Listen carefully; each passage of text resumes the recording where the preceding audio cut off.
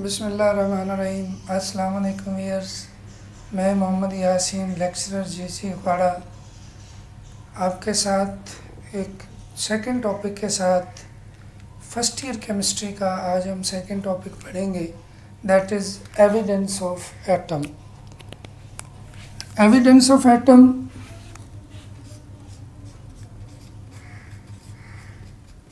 थोड़ा सा हम इसको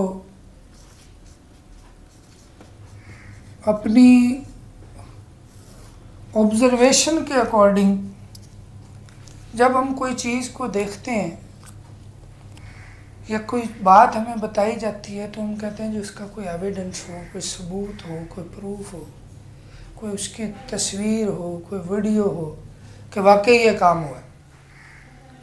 सेम जब हम ये कहते हैं कि जी एटम मौजूद होता है या एक मैटर जो है वो छोटे छोटे पार्टिकल से बना है, तो इसका क्या एविडेंस है। तो हमने उस मैटर को देखने की कोशिश की, उसके अंदर उसकी इमेज लेने की कोशिश की।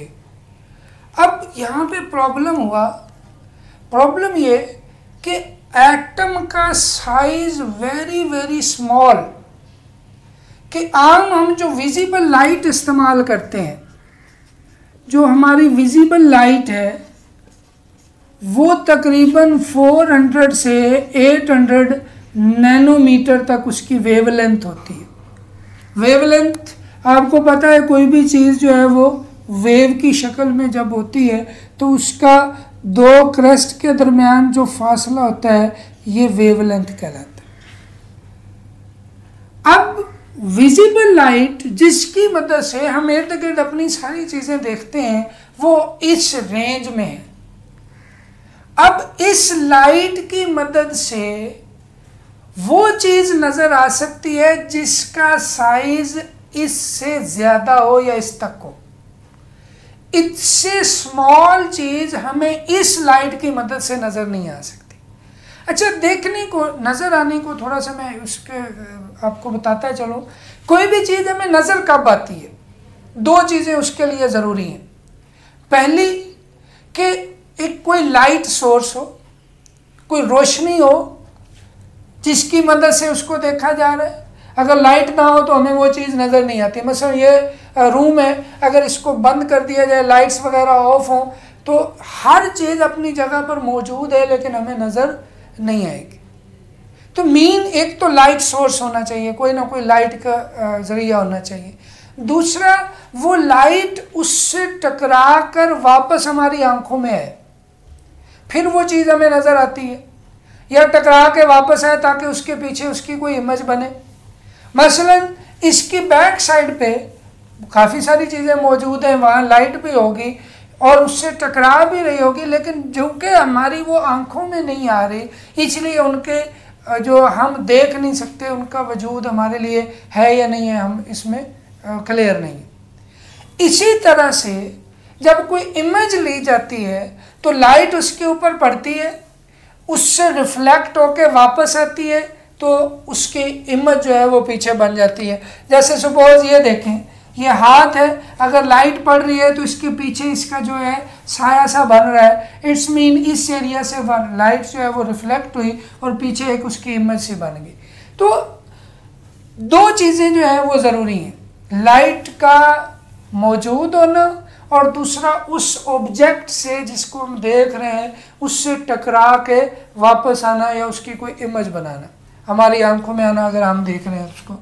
तो ये जो है इससे छोटे साइज की चीज़ें, जो आपकी बुक में वैल्यू लिखी हुई है वो है 500 नैनोमीटर, ये इसी रेंज में आता है कि आप इस लाइट की मदद से 500 नैनोमीटर तक के साइज की चीज़ को देख सकते हैं या इससे बड़े साइज की देख सकते हैं।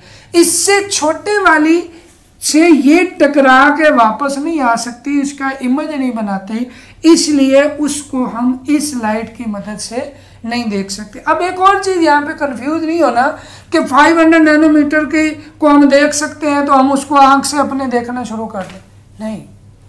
इसको देखने के लिए भी हमारी जो आंख की कैपेसिटी है वो बहुत कम है, कुछ मिलीमीटर में आती है पॉइंट्स। कि उस साइज की चीज को हम अपनी नेक्ड आई से देख सकते हैं। उससे छोटी चीज, चाहे उसमें ये लाइट इस्तेमाल हो रही है, उससे छोटी चीज को देखने के लिए फिर हम आम माइक्रोस्कोप इस्तेमाल करते हैं, जिसको लाइट माइक्रोस्कोप भी कहा जाता है, जिसको ऑर्डिनरी माइक्रोस्कोप भी कहा जाता है। अब ऑर्डिनरी माइक्रोस्कोप जो आम हमारे लैब के अंदर भी मौजूद होती है, बायो लैब में हम उससे जो है वो मुख्तलिफ प्रैक्टिकल वगैरह करते हैं, तो ये वो माइक्रोस्कोप होती है। इसकी मदद से हम इस लेवल तक जा सकते हैं, लेकिन एटम का साइज इससे बहुत कम होता है। जो मौजूदा एक्सरे एनालिसिस से हमें पता चला कि एक्स रेज से कि एटम तकरीबन 0.2 नैनोमीटर साइज का होता है, उसका डायामीटर। या आप ये कह लें कि ये इक्वल होता है 2 × 10⁻⁻⁻10 मीटर। मतलब एक मीटर का इतना हिस्सा, very very small particle, it can not be seen, it cannot be analyzed by using visible light or ordinary microscope। अब उसके लिए हमें फिर क्या करेंगे? क्या ऐसी चीज होगी जो उससे टकरा के उससे वापस आ सके या उसकी इमेज बना सके जो एटम से छोटी होगी? अब एटम से छोटी क्या चीज है? एटम से छोटी वो चीज हो सकती है जिससे एटम बना है, और आपको याद होगा वो क्या है जी? इलेक्ट्रॉन, प्रोटॉन, जिनसे एटम बना है, सब एटॉमिक पार्टिकल्स। उसमें हम इलेक्ट्रॉन को यूज करते हैं as a source of light. तो जब हम इलेक्ट्रॉन को as a source of light उस एटम को देखने के लिए इस्तेमाल करेंगे, तो वो माइक्रोस्कोप जिसमें ये सारा सेटअप किया होता है उसको बोलते हैं इलेक्ट्रॉन माइक्रोस्कोप। Electron microscope. तो डेफिनेटली इसके अंदर लाइट सोर्स क्या हुआ? Electron beam. एक इलेक्ट्रॉन की एक रे बनाई जाती है एक वेव की शक्ल में, वो उसको जो है उसके ऊपर टारगेट की जाती है, जो कि उसका उस ऑब्जेक्ट का जिसके ऊपर गिराएंगे उसका इमेज बनाने का बायस बनती है। और इसका क्यों ये 15 मिलियन टाइम्स बड़ा करके दिखाती है चीजों को। मतलब 1 मिलीमीटर की चीज होगी ना, तो इस इलेक्ट्रॉन माइक्रोस्कोप में वो 15 मिलियन मिलीमीटर के साइज की बन जाएगी। मतलब उसके अंदर डिटेल लेवल पे हम चले जाते हैं और हम उसको स्टडी कर सकते हैं। इतना वो चीज़ को मैग्नीफाई कर देती है कि उससे हम इसको देख सकते हैं। अब इसमें भी आपने ये इसकी टाइप्स भी पढ़ी होंगी, 9th में है, बायो में शायद, कि स्कैनिंग इलेक्ट्रॉन माइक्रोस्कोप होती है और ट्रांसमिशन इलेक्ट्रॉन माइक्रोस्कोप होती है। बेस्ड ऑन कि हम किस चीज़ को क्या स्टडी करने जा रहे हैं उसके बेस पे हमने क्या किया जी, एक स्टडी किया ग्रेफाइट को। ग्रेफाइट क्या चीज़ है? ग्रेफाइट कार्बन की एक क्रिस्टल, एक फॉर्म है कार्बन की, जिसके अंदर कार्बन एटम जो होते हैं वो लेयर्स की फॉर्म में होते हैं। लेयर्स की फॉर्म में वो अरेंज हुए होते हैं, कार्बन की तय लगी होती है, जैसे ये तय है, ये इस तरह से।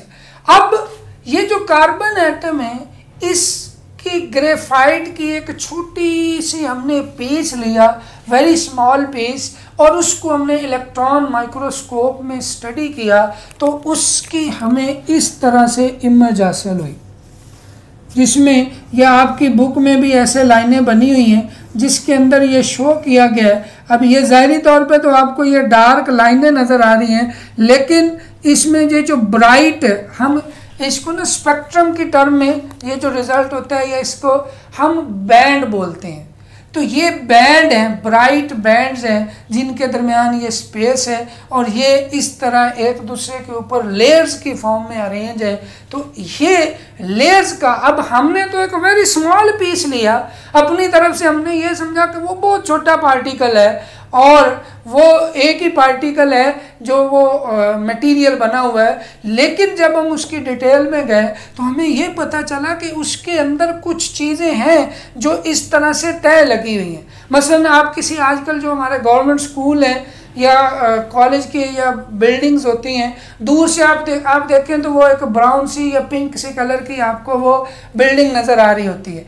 अब वो सारी एक जैसी नज़र आ रही है, लेकिन जब हम उसके पास डिटेल में जाते हैं, उसके पास जाके उसको देखते हैं, तो हमें इस तरह की जो है वो उसके अंदर ब्रिक्स जो है उसके निशान मिलते हैं, ऐसे ऐसे जो है उसके अंदर डिज़ाइनिंग या निशान बने हुए हैं। अब हमने देखा नहीं वो दीवार कैसे बनी थी, लेकिन इस डिज़ाइनिंग की मदद से हम ऑब्ज़र्व कर लेते हैं कि इसके अंदर जो है ये ब्लॉक यूज़ हुए हैं। ये जो एक ब्लॉक है वो एक ईंट है जिसकी मदद से ये पूरी दीवार बनी हुई है।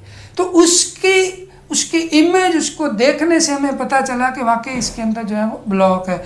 इसके अंदर भी लेयर्स का मौजूद होना ये शो कर रहा था कि इसके अंदर कोई चीज़ ऐसी है, कोई पार्टिकल्स हैं जो लेयर्स की फॉर्म में अरेंज किए गए हैं, और उसका हमें एविडेंस मिला इलेक्ट्रॉन माइक्रोस्कोप की मदद से।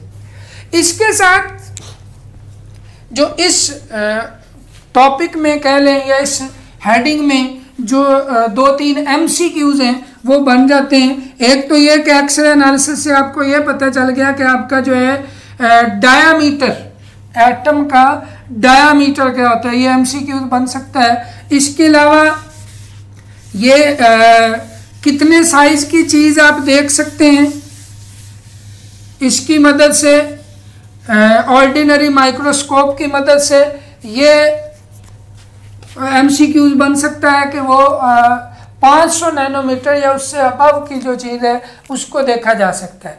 अब मैस, एटम का जो मैस होता है वो तकरीबन 10⁻⁻27 किलोग्राम से 10⁻⁻25 किलोग्राम तक होता है। इस रेंज में ये होता है। किलोग्राम आपको पता है एक मैस की यूनिट है, एटॉमिक मैस, इसमें हम कंसीडर कर सकते हैं, वो आगे देखेंगे जिसको जो यूनिट जो है वो सूटेबल होती है। और इसको जो ज़्यादातर हम मैस को लेते हैं वो एटॉमिक मैस यूनिट में देखते हैं। एटॉमिक मैस यूनिट क्या है?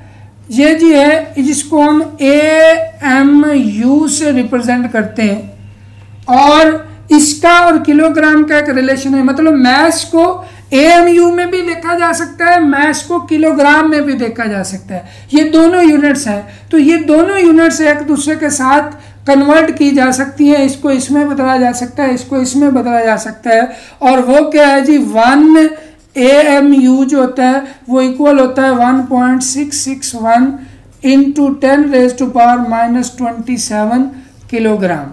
तो इसकी मदद से हम किलोग्राम को AMU में और AMU को एटॉमिक मैस यूनिट को हम किलोग्राम में बदल सकते हैं।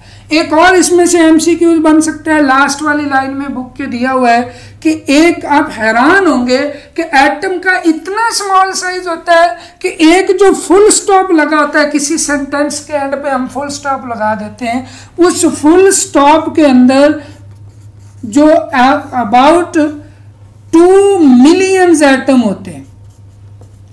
इतना स्मॉल जो है वो एटम का साइज होता है कि एक फुल स्टॉप जिसका साइज आप बहुत छोटा होता है, उसके अंदर हमें 2 मिलियन एटम मिलते हैं। तो ये था एविडेंस ऑफ एटम के हवाले से। इसके साथ एक छोटा सा टॉपिक है, वो है एटॉमिसिटी और मॉलिक्यूल। उसके अंदर कुछ टर्म्स को हम देखेंगे, फिर हम आगे चलेंगे। जी, मॉलिक्यूल,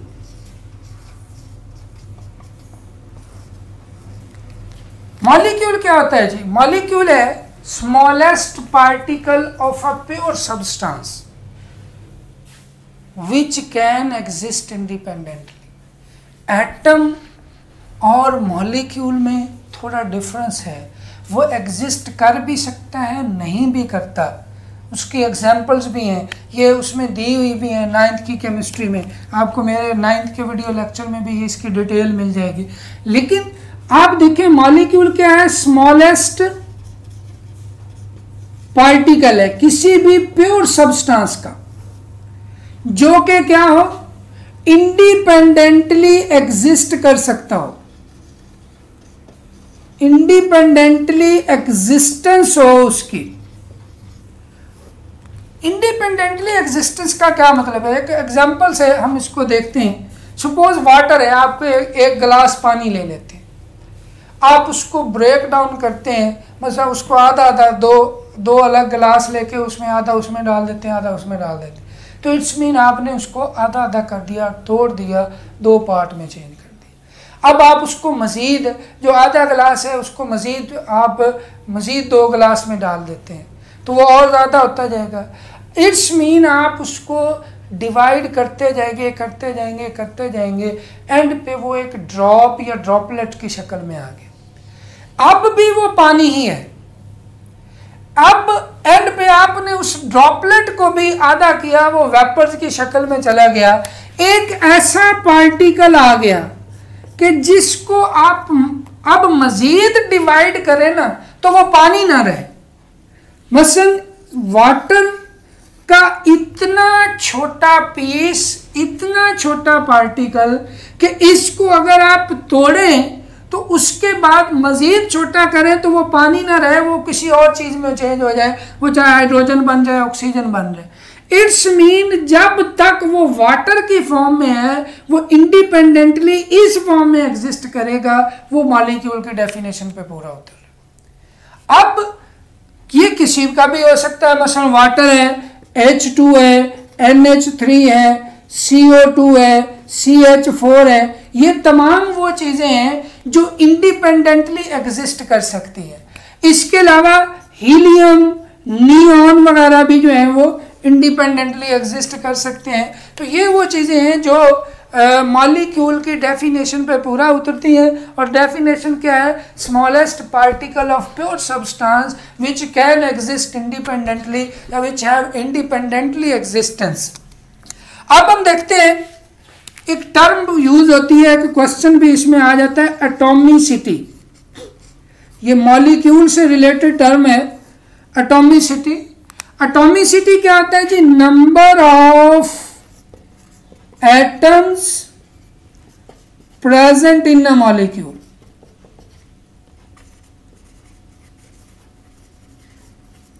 अब नंबर ऑफ एटम्स, मतलब अगर आप हीलियम की बात करें तो ये 1 एटम है, तो इसकी एटॉमिसिटी 1 है। अगर आप H2O की बात करें तो इसमें एक मॉलिक्यूल में 2 हाइड्रोजन और 1 ऑक्सीजन एटम है, मतलब 3 एटम है, तो इसकी एटॉमिसिटी क्या होगी, 3 होगी। इसी तरह NH3 की बात करें तो इसमें 3 हाइड्रोजन और 1 नाइट्रोजन है, इसकी एटॉमिसिटी 4 होगी। इसी तरह C6H12O6 ग्लूकोज का एक मॉलिक्यूल है, इसकी एटॉमिसिटी 24 होगी। तो जितने एटम किसी मॉलिक्यूल के अंदर मौजूद होते हैं जिनसे वो मॉलिक्यूल बना हुआ है, वो उसकी एटॉमिसिटी आती है। ये अक्सर कोई ना कोई मॉलिक्यूल दे के उसका MCQ भी पूछ लेते हैं, ये शॉर्ट क्वेश्चन भी पूछा जा चुका है कि एटॉमिसिटी जो है वो क्या है। अब थोड़ा सा हम इसके बारे में देखें तो इसी टॉपिक के अंदर मॉलिक्यूल में चंद जो है वो टर्म्स इस्तेमाल हुई हैं जो पूछी जा सकती हैं। पहले नंबर ऑफ एटम्स के लिहाज से क्लासिफिकेशन है, किस लिहाज से, नंबर ऑफ एटम के लिहाज से। वो क्या है जी, मोनो एटॉमिक मॉलिक्यूल हो सकते हैं, ये बार बार टर्म आके कहीं ना कहीं यूज होगी तो हमें इससे फेमिलियर होना चाहिए। दूसरा, डाई एटॉमिक मॉलिक्यूल हो सकते हैं, ट्राई एटॉमिक मॉलिक्यूल हो सकते हैं।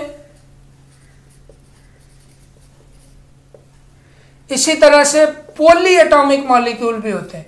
जैसा कि ये नाम आपसे को जो है वो नंबर आपको खुद ही अपनी वजाहत दे रहा है कि उससे मुराद उसके अंदर जो एटम्स की तादाद है। मोनोएटॉमिक मतलब जिसमें एक एटम होगा, जैसे हीलियम है, नियॉन है, आर्गन है, क्रिप्टॉन है, ये सारे ऐसे मॉलिक्यूल हैं जो सिर्फ एक एटम से बने होते हैं। डाई एटॉमिक में O2, H2, HCl, ठीक है, ये जो है ये कार्बन मोनोऑक्साइड, ये डाई एटॉमिक मॉलिक्यूल होंगे। इसी तरह से ट्राई एटॉमिक मॉलिक्यूल में CO2, H2O, ये ट्राई एटॉमिक मॉलिक्यूल जिसमें 3 एटम होते हैं। और पॉली एटॉमिक में वो बहुत सारे आगे जो है जिनमें नंबर ऑफ एटम कई बहुत ज़्यादा होता है, हज़ारों में भी चला जाता है, तो उन सब के लिए हम टर्म जो है वो पॉली एटॉमिक इस्तेमाल करते हैं। अब ये तो था किस लिहाज से, नंबर ऑफ एटम के लिहाज से क्लासिफिकेशन। एक क्लासिफिकेशन हम करते हैं काइंड्स ऑफ एटम्स के लिहाज से। काइंड्स ऑफ एटम्स के लिहाज से जो क्लासिफिकेशन होती है उसमें हम 2 टर्म इस्तेमाल करते हैं, एक होमोएटॉमिक और दूसरे हेट्रोएटॉमिक। होमोएटॉमिक मॉलिक्यूल वो मॉलिक्यूल होंगे जिनमें जो एटम होते हैं सिमिलर काइंड के होते हैं, मसलन O2, O3, H2, Cl2, ये अलग अलग मॉलिक्यूल्स हैं जो जिनमें इसमें देखें दोनों ऑक्सीजन के एटम है, इसमें 3 ऑक्सीजन के एटम है, 2 हाइड्रोजन एटम है, 2 क्लोरीन है, इसी तरह S8 भी आएगा, P4 है, ये मॉलिक्यूल जो है उसमें बताए गए। हेट्रोएटॉमिक मॉलिक्यूल में डिफरेंट काइंड्स के एटम होते हैं, मसलन HCl, H2O, CO2, NH3, ये वो मॉलिक्यूल हैं जिसमें एलिमेंट जो है वो डिफरेंट एलिमेंट के एटम मौजूद होते हैं। तो एक तो ये टर्म इस्तेमाल होती है क्लासिफिकेशन, जिसमें हम काइंड्स ऑफ एटम के लिहाज से क्लासिफिकेशन इसकी करते हैं। एक और टर्म इसमें इस्तेमाल की गई है, वो है जी मैक्रो मॉलिक्यूल। मैक्रो मॉलिक्यूल्स जी ऐसे मॉलिक्यूल जिनका साइज बहुत ज़्यादा होता है, जिनका मैस साइज बहुत ज़्यादा होता है, नंबर ऑफ एटम्स उस मॉलिक्यूल के अंदर वो काफ़ी ज़्यादा होते हैं, तो इस बेस पे उनको बड़े बड़े मॉलिक्यूल, मैक्रो का वर्ड ही ये शो कर रहा है, लार्ज मैनी एटम उसके अंदर मौजूद होंगे जिससे ये मॉलिक्यूल बना हुआ होता है, तो इनको हम मैक्रो मॉलिक्यूल्स बोलते हैं। इसकी एक एग्जांपल है जिसके बारे में आपकी बुक में भी मेंशन किया गया है, वो है हेमोग्लोबिन। हेमोग्लोबिन क्या है जी, एक प्रोटीन है जो हमारे ब्लड में मौजूद होती है। हमारा जो ब्लड का रेड कलर होता है वो इसी वजह से होता है। हेमोग्लोबिन का काम क्या है, मसलन हम सांस लेते हैं तो हम ऑक्सीजन को अपने लंग्स तक लेके जाते हैं, डायरेक्ट फेफड़ों तक लेके जाते हैं। अब वहाँ से ऑक्सीजन हमें यहाँ भी चाहिए, वहाँ से ऑक्सीजन हमें पाँव में भी चाहिए, वहाँ से ऑक्सीजन हमें all parts of the body जो है उसमें उसकी ज़रूरत है। तो लंग्स से उन पार्ट्स तक लेके जाना ये हेमोग्लोबिन का काम है। आयरन कंटेनिंग प्रोटीन होती है, ट्रांसपोर्ट इसका काम है, ऑक्सीजन की transport from lungs to other parts of the body. तो ये जो है इसके अंदर तकरीबन 10,000 एटम्स होते हैं, राउंड अबाउट नियरली 10,000 एटम्स होते हैं, और इसका जो मैस होता है वो 68,000 टाइम्स हैवियर होता है देन हाइड्रोजन। मतलब हाइड्रोजन से ये इतने गुना ज़्यादा भारी हो गया। अब यहाँ से आप इसको टेक्निकली देखा जाए तो आपसे ये पूछा जा सकता है कि जी बताएं हेमोग्लोबिन की एटॉमिसिटी क्या है, तो आप उसमें ये बताएंगे। जी ये था आज के बारे में, 2 चीज़ें हमने डिस्कस की, एक एविडेंस ऑफ एटम और एक मॉलिक्यूल। उम्मीद है आपको समझ आई होगी। अगर इसमें आपको कोई प्रॉब्लम हो तो आप इसको नीचे डिस्क्रिप्शन में भी देख सकते हैं, ये कंटेंट मैंने इस वीडियो के डिस्क्रिप्शन में भी दिया हुआ है। फिर भी अगर आपको इशू है, कोई हो, कहीं पे कोई प्रॉब्लम आ रहा हो तो आप कमेंट्स में उसको पूछ सकते हैं। अगर आपको ये वीडियो अच्छी लगी हो तो उसको ज़रूर सब्सक्राइब भी करें मेरे चैनल को, और इस वीडियो को लाइक भी करें और शेयर करें। Thank you very much. अल्लाह हाफ़िज़।